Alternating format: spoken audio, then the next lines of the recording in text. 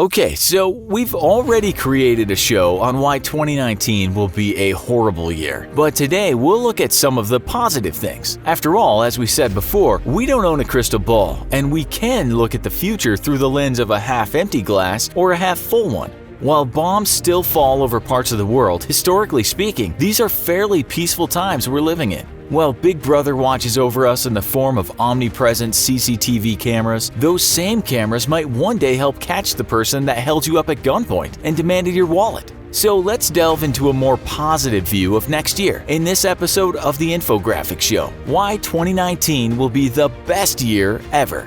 If you've been following tech news over the last few years, you'll know that 2019 was supposed to be the year that autonomous vehicles or self-driving cars will take off. Companies such as Ford, GM, BMW, Uber, and Waymo tell us the future is self-driving, and some of those companies are getting pretty close to delivering fully autonomous vehicles. Saying that, there's so much hype in this massive multi-billion-dollar market that it's hard to know just how far away we are from seeing cars all around us without a driver in them. A lot of companies are now saying that we'll have true driverless cars in the early 2020s. Ford said it will have a Level 4 vehicle in 2021. No gas pedal, no steering wheel, and the passenger will never need to take control of the vehicle in a predefined area. Whatever the year, it looks good this is gonna happen, and no doubt 2019 will see lots of developments. Why is this good? Well, because we want less congestion in our streets. We want less pollution in the air. Self-driving cars can act as round-the-clock taxis, and they won't need to take up parking spaces. When the world has fully autonomous vehicles, it will have less pollution, and that is a matter of great importance.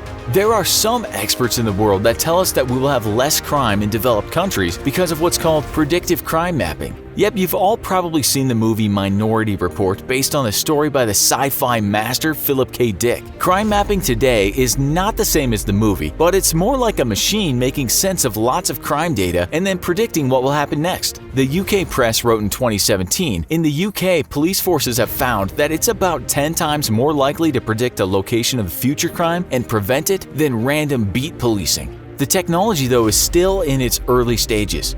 Critics also say that relying on computer models to tell you where crime will happen might result in some bias. The tech crime fighting software is somewhat controversial.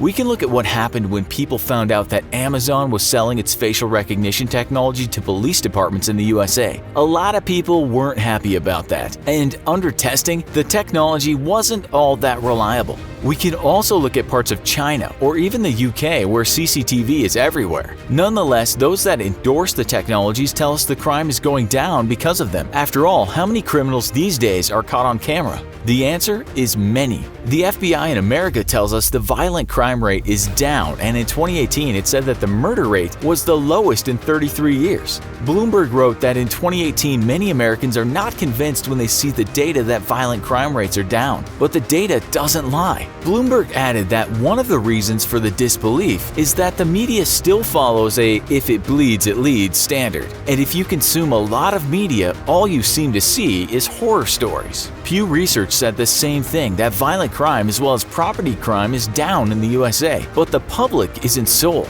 If the dropping crime rate trend continues as it is, we may all live in a safer place in 2019. Well, we can't speak for every country, but there is no doubt that all over the world technology is helping to reduce the amount of crime. We can also look at waste reduction. We know now that plastic is filling our oceans, and that's a terrible thing, but we're told that 2018 was a good year in terms of developments to cut down on plastic waste. The EU said in 2018 that it will ban single-use plastic. A vote already cast means it will happen, but it might not be until 2021 that single-use plastic is a thing of the past within the EU countries. But just look at the number of companies doing away with things like plastic straws. American Airlines just reported the plastic straw will no more be in its airport lounges. Many schools and food service places have promised to cut back on single-use plastic, and this is happening now and will continue through 2019. Powerful countries and ones that create lots of plastic waste, such as the USA, China, and Japan, have recently signed off on legislation to stop making our oceans into their landfills. This happened at the end of 2018, and we could expect many countries in the world to be better behaved relating to plastic use and how it's dumped come 2019.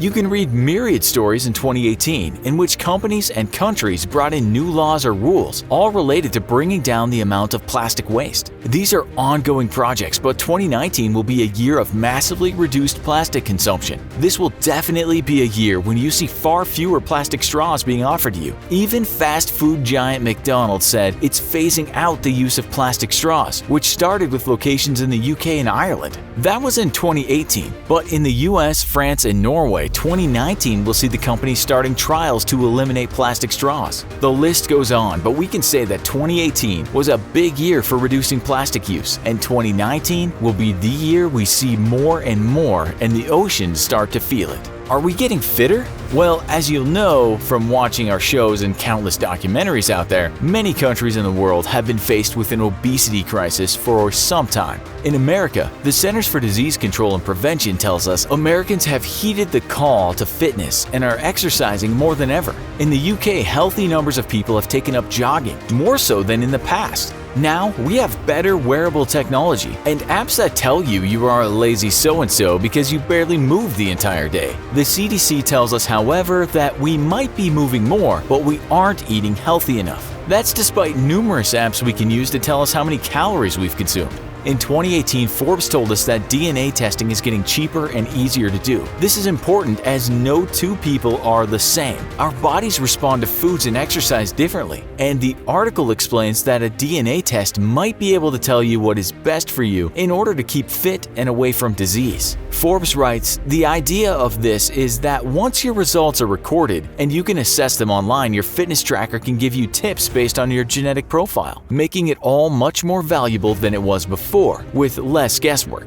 But again, this started in 2018 and will be in 2019 when we see better, more accessible products hit the market. All this doom and gloom apropos our health, featured in the media and documentaries over the last few years, might induce us to take action now. We predict that 2019 will be a better year for our bodies. We're right now on the precipice of having better health. 2018 was a year that saw many people decry our overuse of technology. Facebook came under fire from former investors, psychologists, and the public. It was the year that we were told we are getting exploited and we are way too addicted to Facebook and other technologies. Then companies such as Apple started developing ways that we might use tech in a healthier way. While tech addiction fears have been going on for a while, 2018 was the year that people really got smart to it. We might see in 2019 people using tech in healthier ways. Then we had the year of fake news and certain platforms trying to cut back on the spread of it. 2019 might just be a much cleaner year after all the criticism some online platforms faced in 2018. Critics fear tech will just impinge on our freedom and we will be left with highly censored platforms. But hey, at least if it's transparent and we have the freedom to talk about it, it's something we can keep an eye on. And we all know about data breaches, the biggest being the Cambridge Analytica Facebook scandal. Our data should be safer from now on, and 2018 was also a year that big tech became a bit more transparent in what data they collect and how it's used. Tech behaving badly filled the news in 2018, and not just data-related issues, but also workplace safety. Google had massive walkouts in 2018 concerning how women were treated in its offices. We imagine things will improve come 2019, and badly behaving men will not be filling the pages of newspapers weekly. You might think we're looking through rose-tinted glasses right now, but we are only trying to put a brighter spin on things. What good things do you think will happen in 2019? Tell us in the comments. Also, be sure to check out our other video, Why 2019 Will Be a Horrible Year. Thanks for watching, and as always, please don't forget to like, share, and subscribe. See you next time.